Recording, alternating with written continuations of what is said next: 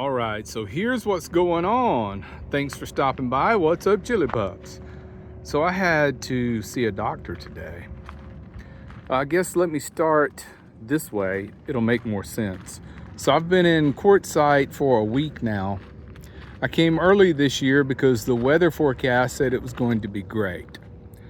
And the first day I got here, it was hot, but the next 2 or 3 days after that, it was really nice. But I think on day 2 or 3, there was a big dust storm. And apparently I inhaled a bunch of dust and it got my bronchial tubes all inflamed.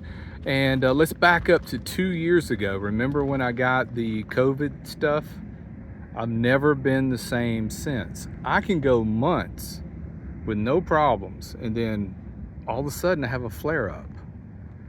Well, I've been wheezing at night. When I would lay down, my trachea and my bronchial tubes would just wheeze. This went on for a couple of days. And then I remembered, hey, I've got a albuterol inhaler in my cabinet drawer. And so I've been hitting that thing. I'd hit 2 puffs in the morning and then 2 puffs at night. And it really helped. It really helped. But the problem is the Blue Cross Blue Shield insurance I have right now is everything out here in Arizona is out of network, so it's worthless. So, but I got on the Blue Cross Blue Shield app and I realized I can use Teladoc for what I need. So that's what I did. I got on the Teladoc app, set an appointment this morning, and a couple of hours later, my appointment was at 12:30 today, and 10 minutes before the appointment, they send you an alert that says, hey, click this link, go in and do a video chat with a doctor. And that's what I did, and it took 30 minutes. Usually they take like 10 minutes. So I told the doctor, actually it's a nurse practitioner somewhere in Phoenix. And I told her, I just want a refill on my albuterol inhaler. That's all I want. But she had a lot of questions for me and wanted to know my history and how this came to be. So let me tell you about that. Okay, sorry, I had to get out of the wind. So let's go this way. So I told her the whole history. You know, everything was great in my life until 2 years ago. I got what they thought was COVID. They never actually diagnosed me with COVID. I got so bad that I had to go to an urgent care. I just could not breathe.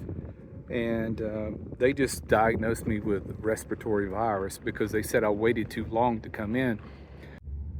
But the urgent care gave me a nebulizer treatment and an albuterol inhaler and told me to follow up with a real pulmonologist, which I did. And I was having heart flutters. I even went and had an EKG done. I went to a real specialist over in Goodyear, Arizona. Thank goodness all of it was covered. That was back when I had good health insurance. And all that stuff, the whole thing only cost me like $50 for all those visits. I had a x-ray or a scan of my lungs, my whole chest and all that stuff. And they said there was some infection, but it was resolving. And resolving means it's about healed. So he didn't put me on any medicine that I remember. Maybe I did take some steroids or something. I don't remember. But I got better. And then I didn't have another flare up for a couple of months. And then all summer, now jumping forward to this past summer in Colorado, everything was great. Every now and then I'd wake up in the morning with a little bit of a raspiness, a little tickle, that kind of thing. But it's all from that virus. It acts like COPD. So I'm pretty sure that's what's happening to me. And I won't even be 54 years old until December. So can you imagine what is going to happen for the next 20 years? I mean, this is not going to be good. But whatever that virus did, it's going to knock probably 10 years off of my life. It's not good what's going to happen in the future. So anyway, I did the teledoc visit. I'm trying to stay out of the wind. I know this video sucks, but I'll go to Parker tomorrow. I'm going to have it sent to the CVS up there, and I'll pick up a new refill on the inhaler and also some steroids because I have inflammation, you know, around my bronchial tubes and all. And I think that'll get me through until January when my new health insurance kicks in. Now, let's jump forward to a whole new subject. Right now, the government is shut down because Congress is crazy. And I don't know if the health insurance is going to be quite as cheap as it's been for me the last 3 years. I've had really good plans, except for this year. Right now I have Blue Cross Blue Shield, which used to be an amazing health insurance company. You're looking at I-10 out there. And I'm only here for right now, just for the video. Then I'm gonna go and find a campsite for a couple of days. But I needed some good cell signal. But I think I'm gonna go back with a company called Ambetter. I'd never heard of them until 2 years ago. I got a health insurance policy from them, and they were amazing. They had an in-network group of doctors all the way out here in Arizona.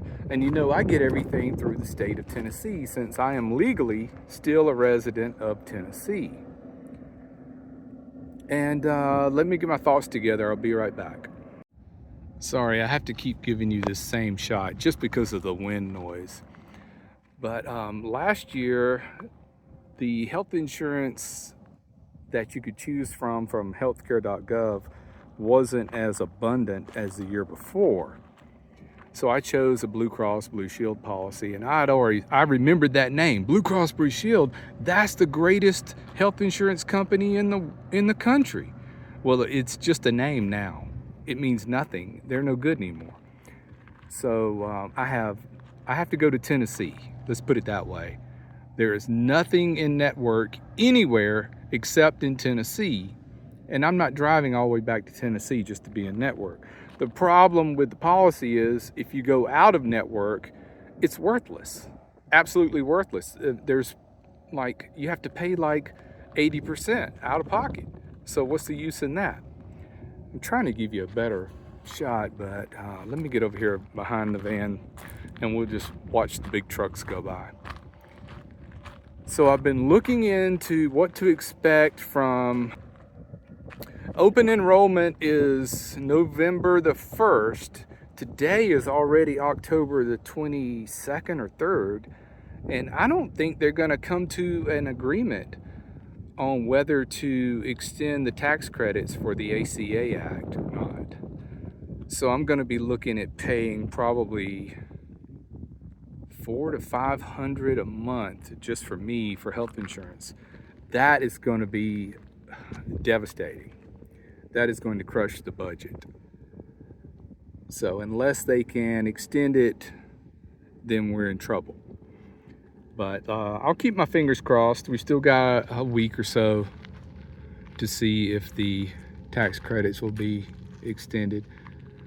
So I was so happy a couple of years ago when I first bought my health insurance from healthcare.gov, because it was the first time in my life that a little Joe Schmo like me got a subsidy. I made a video about it. I was like, look at this. I'm like the oil and gas industry now. I'm getting subsidies from the government. I've never gotten anything worthwhile from the government. All those years I worked. Oh my gosh. And I was so happy. And now, well, I enjoyed it while it was good. I'll tell you that. But the timing is really bad because right now, I just can't wait to go get my medicine tomorrow. I hope it makes me feel better. I don't feel bad. I don't have any infection because I'm not like coughing up yellow stuff or anything. It's just I have some really problems with just this chronic ongoing respiratory problem that pops up every now and then. And it's always if I'm exposed to too much smoke, like campfires, I'm going to have to limit my time around campfires. And plus, when the dust storms come up out here in the desert, I'm just going to have to stay in the van, roll the windows up, and do the best I can. But I'll go up to Parker tomorrow, pick up my meds from the CVS. The good thing is the meds will be covered about 50%. So money's not the problem. That's not the whole thing about the video. The whole thing is I'm just down and out about this chronic issue. And I was perfectly fine until that COVID craziness. And it just really did some damage to my, like in my trachea and in my bronchial tubes. Whatever it did, whatever that virus did to me, I'm just never going to get over it. And it's got me worried about what happens when I hit like 60 or 70. How bad is it going to be? Hold on, I got a fly on me. Go away. Yeah, just a little perturbed, let's say. But I can't wait to start on the medicines tomorrow. Maybe in a couple of days, I'll feel a big difference. During the daytime, I really don't have much problem. I've got a little burning in my chest, but I really don't have any problem until at night and in the mornings. It's really bad. And it's like I've been smoking 3 packs of cigarettes, which I don't smoke cigarettes. Now I did. And see, that's part of my problem. When I was 18 to like late 20s, almost 30, I was pretty much a social smoker. I'd go out with friends and smoke cigarettes, smoke like a train. Man, I regret that. That was dumb. That was really dumb. And then I vaped for a while. That didn't help. But that was years ago. But the damage is done now. I don't think I would have had so much trouble from COVID if I hadn't smoked those cigarettes and vaped those vapes. So if you're doing that, quit now. Quitting was pretty tough, but I did it. But I'm still having the consequences from it. But I am glad. I mean, if I was still smoking, I would be in much worse shape than I am in right now. So maybe these meds will get me back on the mend. And then in January, if I can get a good health insurance plan, I can get on a good regimen with a real doctor, you know, to extend my life. Because respiratory issues, it's one of the worst things you can have. It really is. So I'm going to try to get the whole thing done of getting another chest scan, getting pulmonary function test done, all that stuff. There's a doctor in Goodyear, Arizona that I used for the last time when I was having such a bad time, but that's back when I had good insurance. So keep your fingers crossed.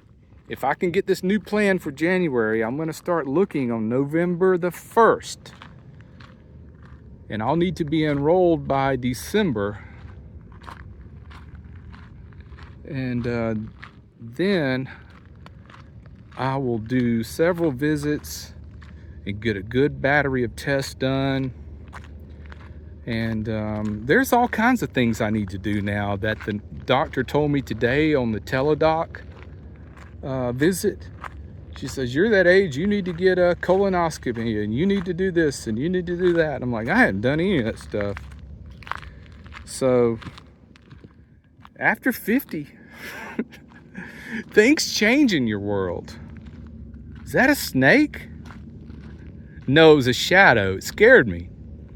It scared me. That's not a snake, it's just a shadow. Saw the shadow off that little stick over there. But man, it's hot. We got another week of hot weather in Quartzsite. Oh, note to self.